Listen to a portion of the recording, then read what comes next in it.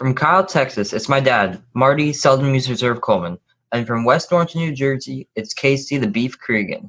I'm Parker Coleman, and it's time for the show you've been waiting for all week, Sluggo.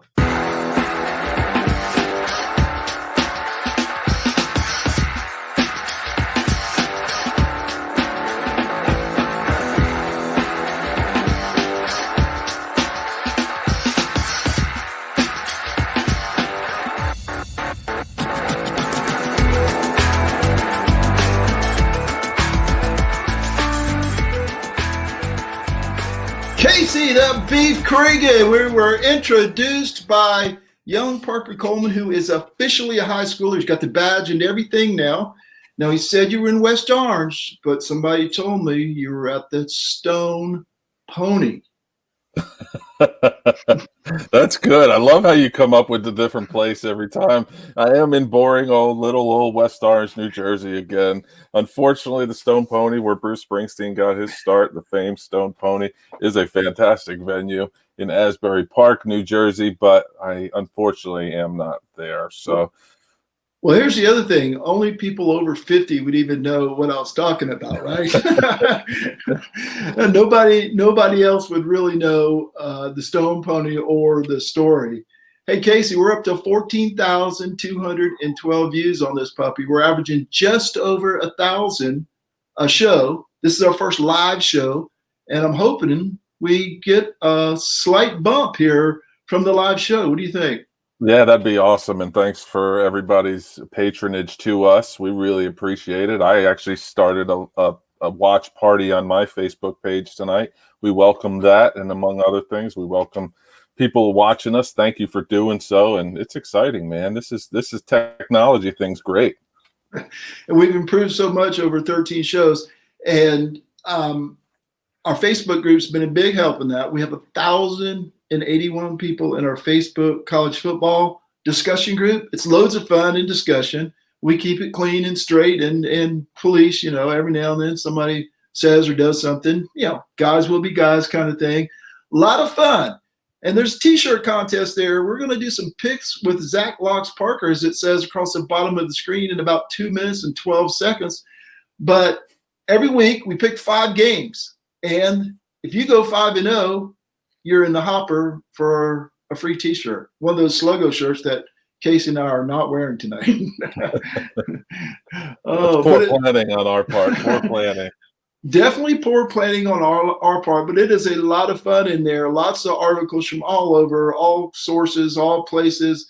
Jason Priester, who's also coming up later on the show, hopefully, if he can get off of work and come to our show for free. He posts a lot of articles from allclemson.com in there. Good stuff. A lot of fun, a lot of discussion, crazy polls. And we'll see some polls that we did later in the pick. So without further ado, let's add Zach Locks Parker. Hey, Mr. Locks, how are you doing tonight? Great. How are you guys? Doing good. Good. Doing hey, good. What do I get? I didn't get the T-shirt, I don't think. Is there a last place? Got to tell you, yeah, if you go 1 in 4, you get some used underwear. Okay, something to build on. Well, that's not good. It's not good. I don't want to use all my jokes now, but right. I figured out why they called you Locks now. Just just get used to it. Spin a little bit. Hey, I had a decent week last week, but I have no illusions that I'm going to do anything besides go 1 in 5 next time, or 2 and 3, or something like Casey did. Hey, week 1 takeaways. They talked about this pandemic and how they weren't going to fire any coaches, and this was, how could they be so mean to fire a coach? Well, it took 1 game. And it wasn't even a, quote, Alabama, Clemson, Ohio State type. It was Southern Miss, who you have to think maybe hurting for money. What do you think about the Southern Miss coach? 14-point favorite, lost by 14 or so, and he's out of a job. He resigned. Yeah, that's crazy. Being part of my life, I guess, technically, is now in Hattiesburg, Mississippi. the company I work for being out of just north of there. It's crazy. I have a little bit of inside scoop that apparently he was on thin ice anyway, and then coming into that game as a 15-point favorite and then not even prepared, looking like they were prepared. Not nearly as bad as Navy, which I know we'll talk about in a minute, but they didn't look prepared at all. So he apparently went into the AD's office on whatever day that was, Saturday, Sunday, and said he's willing to resign. And I think it was one of those things like he was going to get fired. But why do you wait until after the first game? Were things that bad that they're going to wait one game, see how poorly you played, and then fire you? You have the entire offseason. Now, I know it was an abridged offseason, but you had the whole offseason to judge your coaching staff and then get rid of the guy after one game. I don't get it. His record wasn't poor for his last 5 years there, so it was baffling to me. I think things were trending in the wrong direction. If I heard correctly, they kind of crapped out at the end of last season, and he was on thin ice, as you said, and then this was the end of it. What's your take, Zach? Well, I don't know if you knew this when you guys started this podcast, Maury, that you had someone with boots on the ground information down in Hattiesburg. I mean, did you know this? Was this part of the plan? It's fantastic. inside sources in Hattiesburg. Absolutely. I read the article you guys that was on the Facebook page too. It seemed a little suspect, but his record, like you said, Beef, that it was above 500, and all this time there too. It makes you wonder if maybe a little something else is going on, but it could just be. It could be money. It could be underprepared. This is a weird year. This may not be the last time we see something like this, even into a bigger school coming up when these other teams start playing. So, keep your fingers crossed for some of these guys that you wouldn't even know might be on thin ice. But this has just been a weird year. It's hard to prepare mentally and physically for all these teams. Definitely going to be a crazy one. And speaking of crazy one, I warned you guys last week. BYU, you thought I was joking? Grown men. Now, they showed these guys profiles, and I was thinking, college? Those guys look like dads. I mean, they look like 28-year-old NFL dudes. None of them look like they're in college. And Navy doesn't practice tackling in the preseason. And that was being sold. I was listening to a podcast this afternoon that sold that as caring for his players. They got run over physically. I don't mean just the scoreboard and football wise. I mean, physically, they just got trucked. What about that, Zach? It was bad. Like you said, I mean, it was grown men versus boys. And you were talking about it last week, and obviously I didn't believe it because I didn't take BYU. But there was sometimes when you see the two players standing next to each other, the BYU guys were taller even. I mean, they looked enormous compared to the Navy guys. And like you said, with the no hitting during practice thing, that was an obvious situation that they had going on, because once the helmet started flying, boy, they looked unprepared for sure. So yeah, it was rough to watch. They were extremely unprepared, and you could tell. And they practiced no hitting, and it was evident throughout the game because they didn't seem to hit anybody. That Romney kid for BYU ran all over them. A wide receiver there, the offensive line, and I'm not usually one that sits there and watches the trenches, but good Lord, that was literally men versus boys. It was awful. They all looked like they could be playing for the Dallas Cowboys or an NFL team. Every one of them. Plus, they were probably 25 years old. But wow, was that a shocker for me. I thought Navy with that offense, I always call the hokey offense that they run, we're going to at least have a little bit of tricks up their sleeve. And they were passing early. And when an Armed Forces Academy is passing early, it doesn't look good for them. It was awful. The starting quarterback's first game, he just looked out of sorts, and they were running up the middle and getting 6 inches. And it was just, I feel for those guys. They were out physicaled, obviously, and then not practicing tackling. I'm imagining other teams having done the same thing or similar things, and let's hope nobody else is in that situation. I heard Wake Forest only had one tackling scrimmage, so. Let me change my pick. Speaking speaking of picks, I don't know if you guys knew this about this podcast, but we have hot mics on each of you when you make your picks and when the results come in. Now, Zach, you had a tough week. You went 1-4, right? Yes, absolutely. So you're going to be first up on this, okay? Hot mic on Zach Monday night about halftime. Oh my God, the universe is collapsing. Yeah, that was my last chance to get to 2 and 3, and that was something like that. Yeah, and speaking of 2 and 3, Casey had a chance to tie me, right? Mm-hmm. He had a chance in that game, but that Navy pick was just a bit outside. Meanwhile, out in Kyle, Texas, here's me at halftime of the Navy BYU game. In Jesus' name, boogity, boogity, boogity, amen. I was rocking and rolling by halftime. I told you guys earlier, I went to bed at halftime because, it was 174 to nothing or something. It's one of those days where I didn't wake up and worry about, let me look at the score. Didn't really matter, fellas. Yeah. All right. Okay, this week's picks are up. Now, there's no pressure, Zach. 20,000 people are watching. You're 1-4 in the first week. Oh, my God. First game up. Oh, and your name is Locks. And a common theme, I feel. No doubt. First game up. Georgia Tech is +12 visiting Tallahassee. Zach's up first. Your pick, Zach. Right, visiting Tallahassee again. What does that mean in a COVID year? So, is it really so much of a home game? I don't know, but we'll find out. This is Florida State. Mike Norvell's making his coaching debut in this one. James Blackman back under center. I think he was removed from the position last year. They put someone else in. Correct me if I'm wrong, but he's back under center. Does anyone remember Kirk Herbstreit's rant last year about Florida State? About midnight? It was bad. He came out and went off at the end of his featured game and just told Florida State just to stop. They're undisciplined, ridiculous. Go back to the years when Florida State was under Bobby Bowden, and have a little pride and take a little, take the game a little more seriously is what he went off on last year.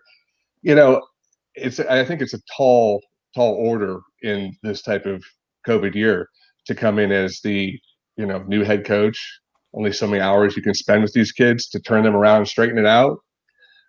In Georgia Tech, they have their head coach. This is his second year under helm there, Jeff Collins. And, Georgia Tech is not predicted to finish very high. I think maybe second to last or last place in the ACC. But again, this being the first game and a unpredictable Florida State team, I'm going to take Georgia Tech +12 here. Keep it close. All right. Zach's on the board with Georgia Tech +12. I forgot to mention in the open there that Casey leads the world. He 3.5 pages per notes for every win. He had 7 pages of notes and 2 wins last week. So let's start off hopefully with something a little bit better, Casey. What you got on the old Georgia Tech Florida State game? I got three times as many papers because I went 2 and 3 last week. But Locks took a lot of my information there. Georgia Tech, Jeff Collins again. He was 3 and 9 last year in his first year, and Locks and I happened to be together at the Georgia Tech Clemson opener last year, and they had exercise equipment out in the middle of the field before the game.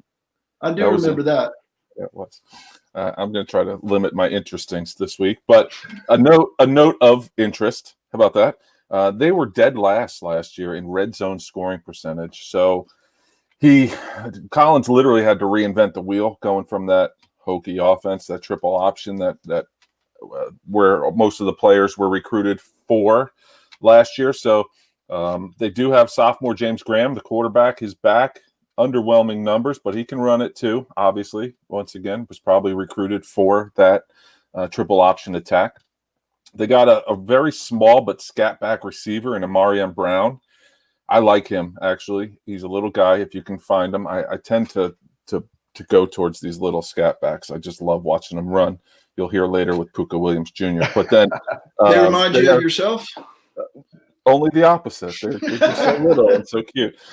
Anyway, defensively, they were last in the ACC in tackles for loss and sacks, and they allowed a measly 432 yards of total offense a game and 32 points per game. So they gave up 38 on 5 different occasions last week. Glimmer of hope, they have good linebackers. They have some really good linebackers in returner David Curry, and they have like a hybrid safety that's going to be hot going future, kind of Isaiah Simmons-esque for other teams. Charlie Thomas. Florida State, on the other hand, Mike Norvell, a little stat about him. He's never won a bowl game in 5 seasons as a head coach. He was the hottest name, and yet he's never won a bowl game. They have that junior, James Blackman, who has been there for 140 years, 28 games of experience. Good wide receiver group. My point of Florida State will be the talent is there. It's just the offensive line has been a problem. It was a problem at the end of Jimbo Fisher. It was a problem throughout the short tenure of Willie Taggart. That's going to be A1A for Mike Norvell for Florida State to kind of get back up. But the talent is there on both sides of the ball, skill position-wise, and on the defense. Therefore, I am taking Florida State to cover the 12 and to win by about 21 points. Casey, I just think Georgia Tech's inept. Beef, if you're going to ruin this show by doing research, we're going to have to cut you. We're going to have to cut your salary. Now, well, Mike Norvell not winning any bowl games? I had no idea. idea. Pete Futek from College Football News provided that stat for me. Okay. Well, here's my take. Inside sources say. Here's my take. Florida State, as you said, has the talent. Locks took some of your info. I'm taking some of yours. Florida State has loads of talent. Now, I know James Blackman still has memories of Trey Lamar saying hello a few times. But Florida State has loads of talent, and they now have a coach. It's early in the season. It's just a guess. It's just a gamble, especially in this season. But I'm going to agree with Beef and take Florida State minus the 12. This is how I get back into it. This is how I get back into it. Trey Lamar hit that got me. Before we move on, the thing about that Trey Lamar hit that really got me was the kid got back up and came in, and he was folded in half. So I give him a lot of props. He's one of my poised guys. In his defense, it's easier to be folded in half when you're 6'9", 147 pounds. What he looked at. So Locks, yes, you could get back in, or could be another joke next week. Yep. Next up, Louisiana and Billy Napier at Iowa State. Now, Iowa State's one of those darling teams. Everybody thinks they're great all year because they beat Oklahoma or somebody and they end up 7-6, right? I mean, 8-5, 7-6. I'm not a believer. I think Billy Napier, give me Billy Napier and 11.5 points. I'm going to take the road dog here, the Raging Cajuns from Louisiana Lafayette. Interesting story. I interviewed for a job one time in Lafayette. Didn't get it. That's all. That's all I got for you about Lafayette. Zach, you're up next, Zach. I saw some. Iowa State was 2-4 against the spread as home favorites last year. If that is a bearing for you, Louisiana does return a pretty good team from last year. They went 11-3, got a really solid offense.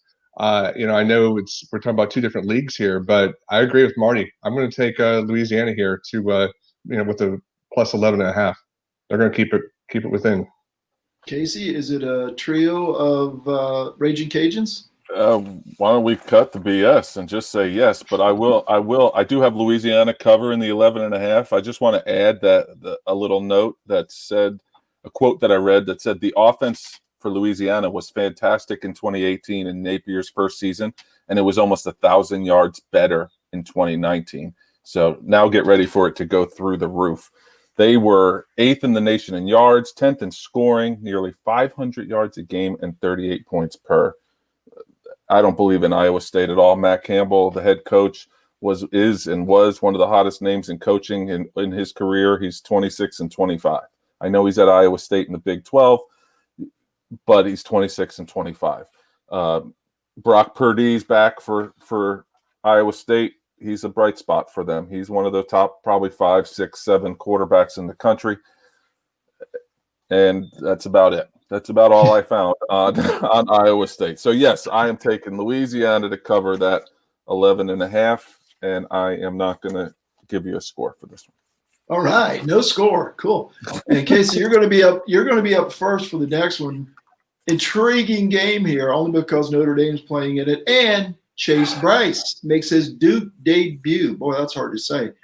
Duke is getting 20 points at Notre Dame with Chase Bryce at the controls, and who knows what else. What you got on this, Casey? I took about an extra 15 minutes of my lunch break to really think about this one. I went back and forth, I swear, on everything, because I've been trying my damnedest to pick Duke in this game. Chase Bryce, it's basically Bryce or bust, right? Because Duke has 2 returning quarterbacks that no one's ever heard of. I think they were combined 3 for 13 for 49 yards, 1 touchdown and 1 interception. That's what they had returning. They did have Quentin Nelson was their starting quarterback last year. He could move, he could scoot. That's going to be a problem a little bit for the offensive line for Duke because they were very good in pass protection, but that was also because Nelson was a lot more mobile than Chase Bryce will be. Obviously, we know Bryce can move a little bit, but he's not known to be a running quarterback. We hope, as former Clemson player, that as a Clemson fan and a former Clemson player in Bryce, that he can throw some guys open. We saw him do that against Syracuse a couple of years ago. But we'll see. Defensively, they have Chris Rumpf. That's a name that Clemson fans know because his dad was a coach at Clemson, then went to Alabama, then went to Duke, then went somewhere else. I think he's back at Duke. He's an all-world defensive end for them. They're going to be good. That might be all I can say good for Duke, as their over-under for wins is supposed to be 4.5. But I'm still searching, and it might switch. I might switch my pick. We'll see. Notre Dame, Ian Book, another guy that's been there for 100 years. Their over-under wins 8.5. I'm going with Duke to cover the 20. 20's just too big. 20's just too big. And you talked yourself right out of it. I hate if he talks long enough, he's going to lose.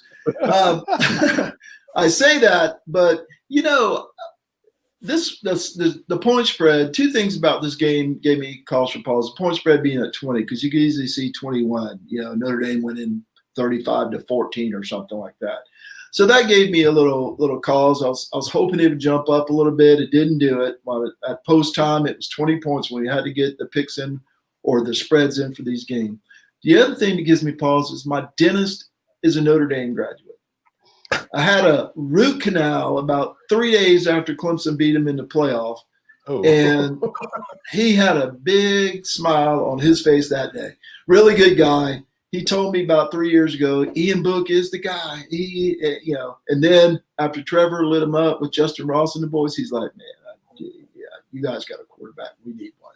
So the point is, I don't really believe in Notre Dame. A lot of preseason love for this team. Zach picked him for the playoff, and we'll see how that turns out. But I'm not a believer in 20 points. As Casey said, it's just too much. I'm hoping Chase, maybe a late touchdown for cover. Maybe it's 35-14 and Cliff kicks a field goal. Can we hope for that or something like that? I think Duke just ekes it out and covers the 20. What you got, Zach? It definitely smells like a backdoor cover type of game with the spread. Exactly. But it's not going to happen. No, don't worry about it. Notre Dame, taking Notre Dame. Notre Dame is picked to finish second, potentially first in the ACC this year, maybe make the playoffs for one guy's ideas. They're 5-2 last year against the spread at home. And like you said, Ian Book is the quarterback in this game to be talking about, not Chase Bryce. We all have a little soft spot in our heart because we're all Clemson fans. Chase Bryce is, he made the right move for him to potentially get into the NFL, go into David Cutcliffe to get some more teaching. That was the right move for him, but Duke just doesn't have enough, on their team to even compete with this Notre Dame team. They're a seasoned bunch. And again, Ian Book's 34 touchdowns, 6 interceptions last year. it's pretty good stats, y'all. I mean, he is a good quarterback. It's going to be interesting to see. So I said it. It'll be a point of interest to see how he does this season. In the ACC in a league with a level playing field. But I got Notre Dame covered on this one, so I will get 2 up on both of you here. Whoa, he's 1-4 and talking smack. I love this. I mean, you got to stick to the game plan, y'all. I mean, the point is a great one, right? There's T. Higgins ain't running out there under passes for Chase Bryce, and Travis Etienne isn't in the backfield. I mean, I'm not disparaging Duke. It's just those guys aren't around very many places, and he doesn't have them at Duke. I'm just hoping for the backdoor cover. I have no illusions about Duke. I'm curious about Notre Dame, though. Like I said, just not a huge believer. All right, up next, Zach, you get to go first on this one. It's our Clemson Tigers, right. Minus 33, going into Grove Stadium. Now, you guys are old enough to remember when that was a house of horrors for Clemson, right? Minus 33 this week. What you got, Zach? What does Wake Forest have enrollment to? Like 12,000 kids, maybe on the high side, 8,000. Yeah, is that all it is? Yeah, I mean it was awful when being a fan back then and going in that place. It was terrible. Not so much anymore. I don't know if anybody saw the last 2 games we played against them. 2018, 63-3 at Wake Forest. Last year, 52-3 at home. I would expect more of the same. Clemson was 8-1 against the spread in conference games last year. We haven't lost. Clemson, not we, hasn't lost a regular season game since October 2017. That's pretty wild to think about. Almost 3 years, Wake Forest has lost 4 of his last 5. Predicted to be pretty low in the standings this year in the ACC. 33, big number, doesn't matter. His first game, Dad was going to come out, run it down the throat. It'll probably be, I don't think it'd be much more than 33, probably 35. Dad was not known to run it up too much unless it's just like the last 2 years where Wake Forest doesn't even put up a fight. Didn't even score a touchdown. So I got Clemson cover. Clemson and given 33 points. Mr. Beef, what you got? No, listen here. I've said this forever that I am the pessimistic Clemson fan, right? And I'm going to get a lot of heat here. So I read a lot about the opponent. So Wake Forest led the ACC in 3rd down conversions last year. They were 2nd in passing offense and 15th in the nation in total yards. How are we going to stop that? I mean, no Sage Surratt either. Oh, that was.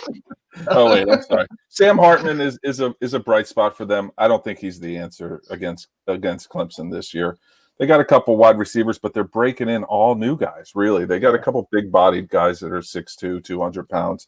But as far as Sage Surratt opting out, it really hurt them. Absolutely. They run that mesh offense that's like slow motion to open something up. It's as painful as Marty's root canal. It's brutal, and they're over under for wins this year. The defense is pretty solid. They returned 9 returning starters, but I don't know if they're going to be able to stop Travis Etienne, Lynn J. Dixon, Trevor Lawrence, and Clemson gets to break in their wide receiving core. We don't have that. God, this wee stuff. Clemson doesn't have that name. They don't have the T. Higgins, the Justin Ross. Now, Clemson fans all know about Amari Rodgers and Cornell Powell and Frank Ladson and Joseph Ngata and E.J. Williams, the 5-star freshman. But that is an unknown. Marty and I talked about that early on in this podcast. Who's gonna open up? And is Jackson Carman the best left tackle in college football? I'm going to ask Jason Priester that when he comes on later on. Ellis Tolbert, who was on this show a couple weeks back, said 45-17, and I told him that I loved his picks. I'm going to go with Ellis, except minus 7 points. So I'm going to say 45-10. Clemson covers. I just don't see. I think they're going to get a garbage touchdown, and you're going to get one of those bend, don't break kind of field goal drives that Wake's going to do that Clemson's known for. They're known for giving up these but giving up plays and drives. Like one time it scratches your head. You're like, how the hell are they moving the ball on Clemson? And it'll be a field goal because Wake always has a good kicker. Always has a good kicker. That's really important when you're down by 48 points. Hey. The punter pads his stats, right? The punter, that's where the punters. The great punters. Sam Hartman, he was one of the guys, Casey, on QB1 I was telling you about. He was like a stick. Now, I realize he was in high school. He's like 6'5" and 138 pounds, James Blackman-ish in high school. Maybe he filled out a little bit. I think I looked on the roster, and he was up to 200, but he's skinny, tall, skinny guy. He was playing at Oceanside Academy in Mount Pleasant.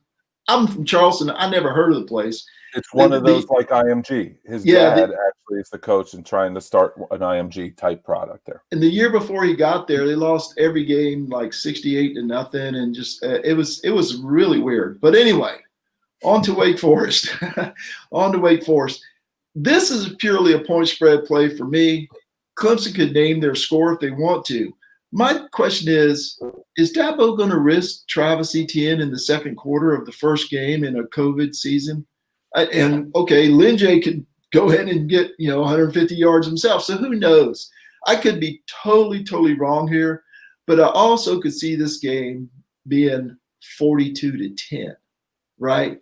That they just call off the dogs, run it up the middle, freshman running backs. You get the 4 games this year, right? Or every year now. You get 4 games, put the freshman running backs in like they did last year, Malusi and Dukes. Put the other freshman in. I could see it 35-0 at halftime and ended up 42-10. I'm just banking on Dabo not running it up. Hey, entire second string offensive line for Clemson are freshmen, right? Every one of them, I think, is what I saw on the depth chart. So those guys, he's going to want to get those guys experience. I think he substitutes earlier than usual and more often than usual. I'm going to take Wake Forest here. So maybe one of those games you took back, Zach, I'm going to take back on this one. I'm going contrary, purely point spread play. Clemson could win by 103 if they wanted to. I don't think that's going to happen in the first game of a pandemic season. All right, we have our picks. Let me see who we got here. And one more game. Oh, do we? Oh yeah, the big one. The big one of the weekend. Oh, that's right. The huge, gigantic Saturday night main event. Coastal Carolina is traveling to Kansas. This is what we got for Saturday night these days, folks. Coastal Carolina is a 7-point underdog at Kansas, and I'm going first. Everybody wants – Coastal Carolina is the cute pick, right? Oh, yeah, they beat them last year, 12-7, I believe the score was. So everybody's hopping on Coastal. Les is not going to have any of that. I'm taking Kansas. And Zach, you're up. Am I up? All right. Yeah, the line jumped from 3.5 to 7. You got, a team from Kansas that's really not going to be good either. They're predicted to finish last in the Big 12, but we're talking about Coastal Carolina. I know, like you said, they beat them last year, but it's not happening. It's at home. Les Miles does have, I'm sure, a little chip on his shoulder. And like Beef said earlier, you got Puka Williams Jr., who really is a very exciting little player to watch. And we've talked about him before. He's fun, and he can actually run the ball and score out of the backfield. So I got Kansas covering the 7 points as well. All right, Beef. Man, when I saw this game on the schedule, look, one page. That's all I got for this. Good. I thought the trees are happy. I had something really weird in my brain, and I know Coastal beat Kansas last year, but I thought Coastal was good. And then the first line that I look up, they were 5-7 and 2-6 in the Sun Belt Conference, and I'm like, oh God, all right. Well, they have to have some sort of. They have a good quarterback, right? No, they don't. Well, they got a good running back, right? Well, he's 5'9", 190 pounds. He ran for 1,000 yards. He's okay. But he's it. That's what he does. He runs. He catches out of the backfield. C.J. Marable, he's about it. Their defense is woeful as well. They do have a good linebacker in Teddy Gallagher. But Then I was like, all right, Kansas with Les Miles, they're going to be good in that second year, right? Poor Puka, man. Puka, a friend of the show, a friend of the Chop and Beef show. Good Lord. He had 1,000 yards last year in an injury-plagued season, 3 touchdowns. They have no consistency on the offensive line. This game is going to be the cure for insomnia, but I'm going to take Kansas and the Mad Hatter to win by 14 and cover that 7-point spread. All right, so we all got Kansas. Yeah, a cure for insomnia like Navy BYU did it for me. Okay, here's our picks for the week. We are done now, right? I didn't miss any more games. No more Richard James out there. I'm just running the show. Don't even know how many games are going on. What we're betting on, and I'll be 4-1. The big one. The big one. I know the Saturday night extravaganza. Is it at night? Yes. At night? Oh, yes, it's the late game. I think it's 9:00 for me, or 8:00 for me. Probably 9 for you guys. All right, here we go. Here are the picks. Casey takes Florida State, Kansas, Clemson, Duke, and Louisiana. I took Florida State, Kansas, Wake, Duke, and Louisiana. So Casey and I are only one game apart. Zach took Georgia Tech, Kansas, Clemson, Notre Dame, and Louisiana. So Zach, you do have a chance to make up some distance this week, and because if you don't, you're going to be like Pittsburgh Pirates games behind, right? We're going to be putting a press on next week if I get all these wrong again. So yeah, you guys just wait. Well, the odds are in your favor, and the odds are and me not going 4-1. That'll probably never happen again. I'll end up 0-5 this week. It's blind luck, and a couple of underdogs came through, and 26-year-old Mormons are beating the crap out of our future sailors. So, Zach, we appreciate your time. All right. Appreciate it, guys. We'll see you next week. I will see you. All right. Hey, Casey, the little woman and I wanted some barbecue a couple of days ago, and she happened to be out in a part of town that had a nice barbecue place, right? And I had her stop by and pick up a couple of pounds, and it worked out really well. And I didn't have any, but it made me think of the Pit Boss and our friend Terji over at the Pit Boss Sauce Company. And I missed his sauce, but I still ate the barbecue, but I missed that sauce. So Terji, mail was not full of barbecue sauce, so help us out. I know Casey drinks it by the gallon. I am done with my hickory smoked cola. That is completely out. I've licked the mason jar clean. He does still.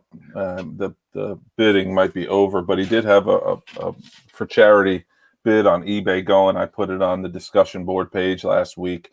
I was probably the high bidder at one point, so I was hoping that somebody could roll with me and bid with me because I was really hoping for that blueberry tequila barbecue sauce that he has, but it's really good stuff. I truly believe it, and I'm looking forward to buying some pretty soon. Yeah, and that's on me, Terji. I could just hit a button or two and have some delivered. Maybe I need to do that before the next trip to the barbecue joint, because as Casey pointed out, I like to take my sauce with me on the way. Oh, that's funny. You have barbecue places like we have pizza joints and bagel joints here. Like we don't have a barbecue place up here in New Jersey. You got them. You could spit and hit one where you are. Lockhart is famous, a little town, 10 or 12,000, or it was back in the day. I don't know now, but it probably had 15 barbecue joints in the town. You know, like you said, it's pizza there. Hey, let's get to our next guest. Jason Priester has been kind enough to join us. Jason is from allclemson.com. He's a huge contributor. We were talking earlier about our college football discussion group. Jason is a huge contributor on there, story after story about Clemson. So if you want to read about Clemson, definitely Jason is your man. Jason, I think you told me you were just getting off the practice field and you did it. You were on another video for your real job. We appreciate your time and having you stick by us today. How you doing? I'm all right, man. I appreciate y'all having me on, man. Thanks. How about y'all? How y'all doing? We're doing good. We're getting to talk college football, so Yeah, and you're adding a little humor into it. I like it. Well, working with Casey, it's hard not to add humor to it, right? Hey, man, I suffer from insomnia. I love the cures for insomnia.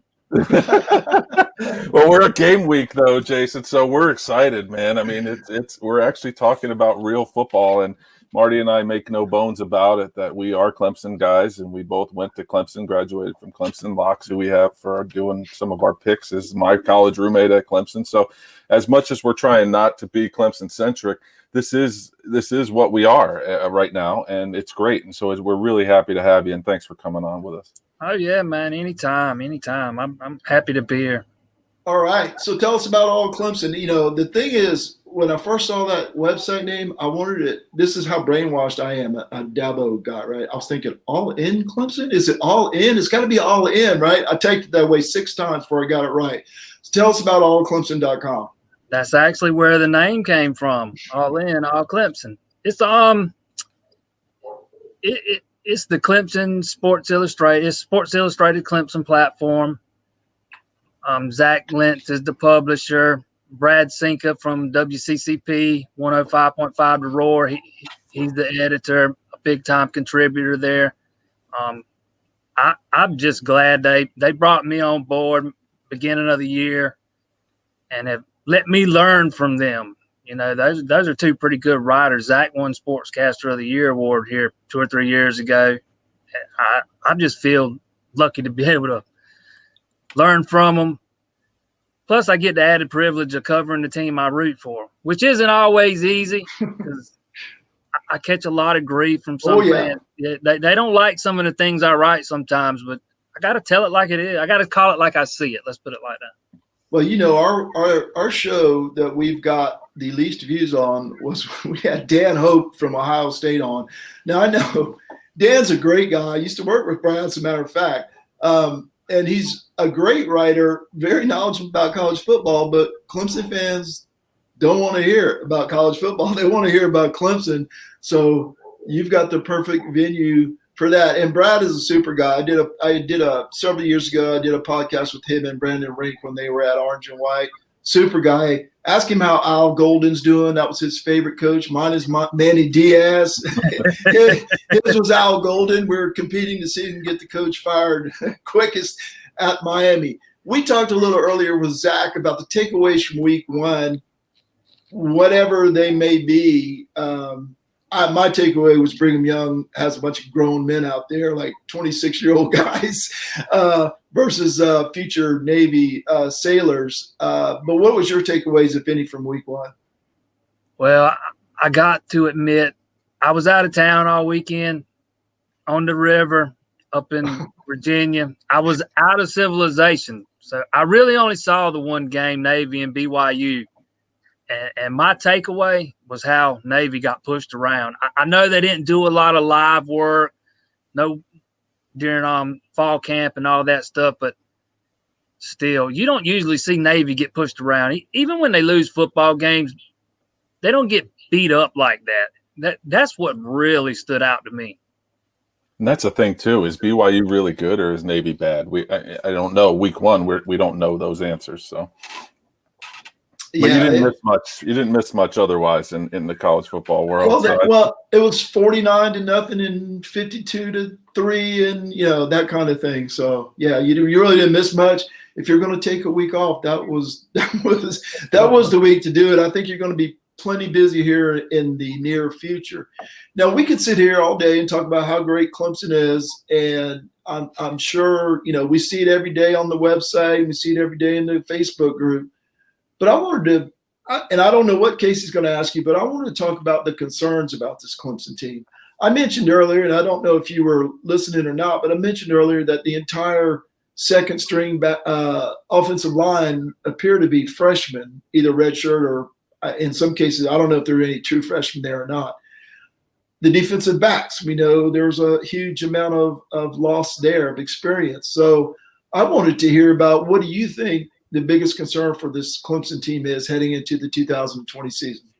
The biggest concern is most definitely, in my opinion, the backup offensive line, especially going into a season with all the the COVID protocols. You never know who might be unavailable from one week to the next. That's a lot of inexperience in that second group. They are not ready to play yet, and they're going to have to get them ready during games. We might see the first string not play as much as normal in these first two games. Might see the backups play a little bit more than we usually see. And if they still aren't up to speed after that, then we might start seeing the first string play a little longer than we normally see to kind of mask some of that. But that's the biggest concern to me. You brought up the secondary. There's some inexperience there too, but there's a ton of talent. I actually think that's once we get into the season, I think the secondary is going to be a strength of the defense. Maybe not the strength, but a strength. I think that secondary is going to be really good. No, I did read your article today that had the 5 things going on with Clemson this year, and I did notice that you did say the offensive line may play a little longer because of what Clemson has behind the starters. What's your thoughts on the wide receivers? Normally, we had Justin Ross, T. Higgins. I mean, you go back, we have a guy. We have the guy. This year, we as Clemson fans know about Amari Rodgers and Ladston and Ngata and the whole E.J. Williams from what we're reading from your site and others. What do you feel about the wide receivers? Are we going to have a go-to guy? Is Cornell Powell going to take that step up? What are you seeing on the field? I actually do think Cornell Powell is going to finally make an impact on this offense this year. Now, is he going to be the go-to guy? I'm not going that far.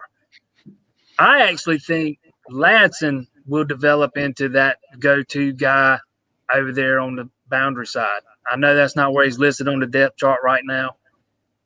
Him and Ngata both missed a chunk of time during camp. So those other guys got a lot of reps. I think the receivers are going to be solid. Are they going to be great like we've had in years past? I don't know. I think they're going to be plenty good enough. And another name to keep an eye on is Brandon Spector, the new number 13. I think he's going to play a lot this year. I think he's going to make an impact. Amari Rodgers is definitely the starter in the slot. But as I touched on earlier and y'all have already touched on, Clemson likes to sub early and often, keep those guys fresh. Spector's going to be on the field a lot. I think he's going to make plays this year. And Galloway too, right? Galloway. I always forget about Galloway because he's a tight end. But, yes, Galloway is definitely a guy that is going to have an impact this year. Clemson hasn't had a tight end like him since 2016 when Jordan Leggett left. And it was very noticeable last year. They didn't attack the middle of the field very much at all. They like to throw the ball down the field, and it was all or nothing. Not a lot of intermediate stuff, not a lot of stuff over the middle. I think that changes this year too. I think Galloway, Spector, I think Rodgers being fully healthy, all that. I think the receivers are going to be fine. Man, that play to Galloway over the middle in the championship game was a thing of beauty. And I posted that in that Facebook group. That's one of my favorite. It's just so pretty. It reminded me of Jordan Leggett. He looks a little bigger than Leggett did, but nonetheless, it was just so very pretty. Hey, toughest game this year, Jason. Is it at Notre Dame or is it at Florida State or is it something else? Yeah, I think it's at Notre Dame. Oh. They're preseason top 10. They got a good team. Not having any fans in the stand, that's definitely going to help Clemson. That's a raucous atmosphere up there. It's not easy to go up there and win on the road. Not playing in that environment is definitely an advantage for Clemson. I still think Clemson's the better team, but I think Notre Dame's going to be good this year. I think they're a legitimate top 10, top 15 team. I think they are probably the second best team in the ACC. And I think Notre Dame's the toughest by far. Now, we're joined by Jason Priester, allclemson.com. And one thing that we were talking about earlier is Florida State with Mike Norvell not having a full offseason, really. And you came into kind of a dumpster fire. Offensive line has been garbage for the last probably 5+ years there. What do you think? What are your thoughts on Florida State? I know you're a Clemson guy, but – I really like the Norvell hire, but you make valid points. especially about not having a full spring. You're talking about a brand new coaching staff, installing brand new systems on both sides of the ball. You need those practices to get all that stuff in place. Not having a spring is going to really hurt. Although teams have had extra time in camp than they normally do. I still think that's going to hurt. The offensive line is not where it needs to be. It's going to take him time to develop. It's not going to be in year one. I think if the Seminole fans will have patience with him and give him a little bit of time, I think he can change that culture, because the culture is a disaster down there, or it has been anyways under the last two coaches. That's just not something that can be fixed overnight. That takes time. We saw that in Clemson with Dabo Swinney. I mean, it wasn't built overnight. Those fans are going to have patience with that staff, and if they do, I think it will pay off in the end. Jason Priester of allclemson.com joining us here this evening. And Norvell had a couple of missteps early on, even this year. So he's got to not only recover from the previous coaching staff, he's also got to recover from his own missteps early. Now, I find that this may sound like a ridiculous question, but I'm going to ask it anyway. Does Clemson make the playoff in your mind? Yes. No question is ridiculous to me, because I ask ridiculous questions all the time. Trust me. But okay, I don't think they go unbeaten. I don't think we see any team go unbeaten this year. That's just me. I think there's just too many obstacles in the way. There's going to be so many players miss time due to, quarantine and protocols. Just coming in close contact with somebody that might have it could cause a guy to be out 2 weeks. And if, say, Trevor Lawrence is out, so is his roommate. So is both his roommates. Or if he's got 4, so is all 3 of his roommates. It's just a mess. It's going to be hard to run the table this year, I think. I don't think anybody's going to run the table. But if somebody does, it's going to be Clemson. But I really don't see anybody doing it. Well, and to that point, that Notre Dame game is, I believe, the final game of a 6 straight weeks for Clemson, right? So that's what I'm getting at, is more opportunity for close contact, perhaps some of those COVID-related issues. So 6 straight weeks this year, normally that's not a problem, but this year that's kind of sounds like a little bit of a danger zone. Okay, you said they're going to make the Tigers going to make the playoff. Do you think they win the title? I do. I believe that too. I think they're the best team. I thought it was going to come down to them and Ohio State, but obviously that's off the table. I think the playoffs going to be Clemson, Alabama, Oklahoma, and I'm going Florida for the 4th team. I think they beat Georgia this year. I've never been right on all 4 before, so I probably won't be this year either. So, but that 4th team, I usually like to try to take a little chance. But I like Florida this year. I think they're going to be pretty good. They were very good, not very good. They were solid last year in the first year under McElwain, and they did a lot of good things to build off of last year. I think they're going to have a solid team. I think they beat Georgia, and I think they're that 4th team. But yeah, I think Clemson wins it all. I think it's going to come down to them and Alabama, and it might come down to who's the healthiest, who's got the most players available or whatever. But both, they're carbon copies of each other, not philosophies, but the way they're built. They're both deep, ton of talent, both sides of the ball, depth chart stacked with talent at every position. So I do believe it's Clemson and Alabama part, 5, 4, whatever it is now. But those are made for some pretty good games, except for the one. So I really don't have a problem with Clemson and Alabama playing every year if they're going to play games like that. Well, that one was fine for us Clemson folks, though, wasn't it? I mean, as far as the one we lost, enough. I guess, was still a great game as a college football fan out there in Phoenix. But true enough. Well, yeah, no doubt. And by the way, Jason, you picked the same 4 teams I picked.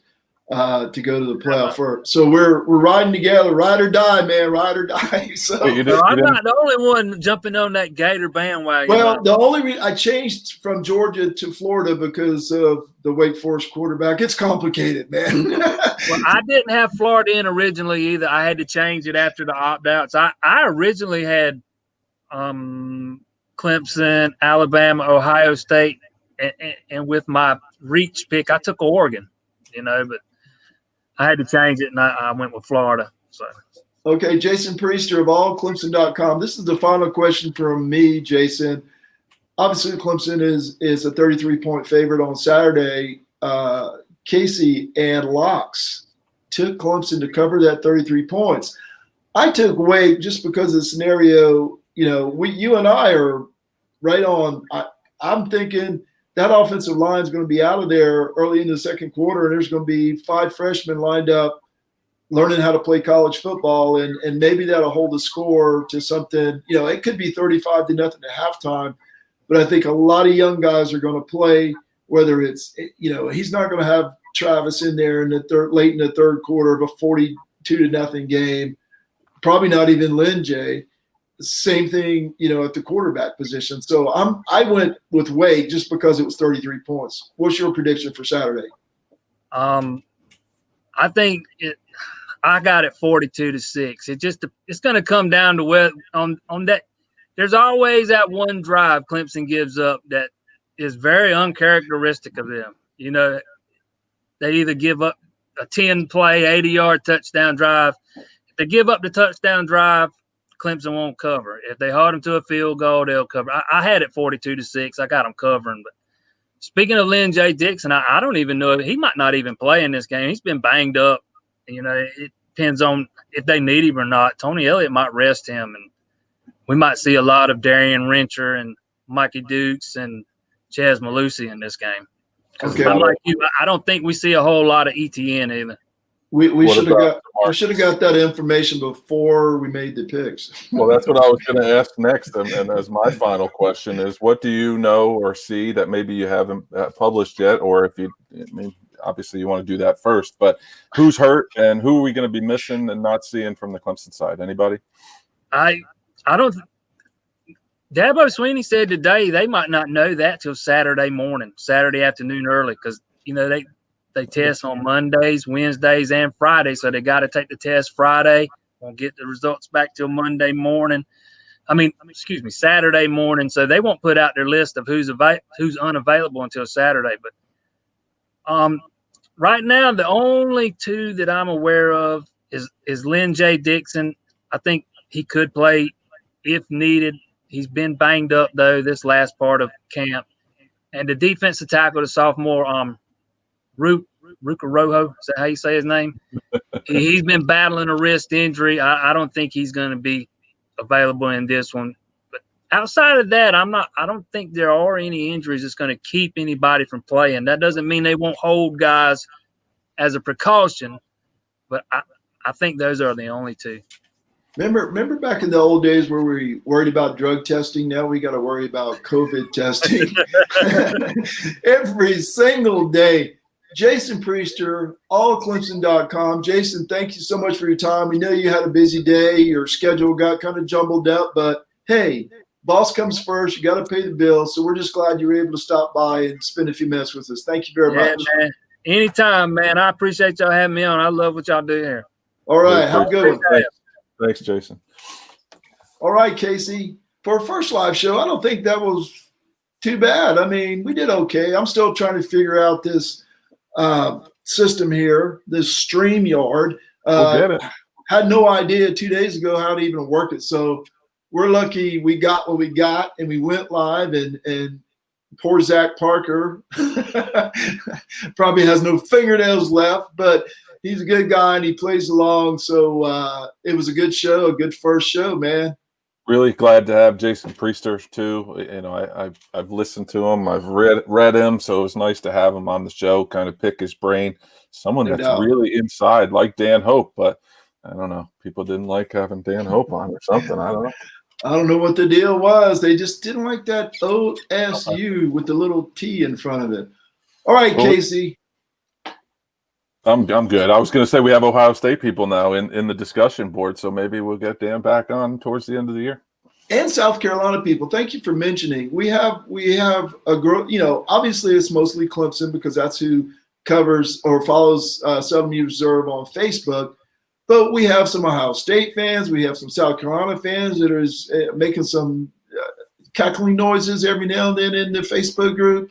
So it's growing. It's a lot of fun. Almost 1,100 people in there. We started from 0 2 months ago. So you might want to hop on board now. Follow our picks. If you get 5 right, you're eligible for a random drawing for a T-shirt, for a Sluggo T-shirt, which neither Casey or I am wearing, and we're not very good brand ambassadors. I see one behind you, though. There's 2. Yeah, there's 2 behind me. Actually, let me see. Ooh, there you go. There you go. All right. Casey, man, have a good evening. I enjoy this immensely, and we'll talk next week. Sounds great. Thanks so much. Producer Amy, how'd we do tonight? I think that sounds pretty good.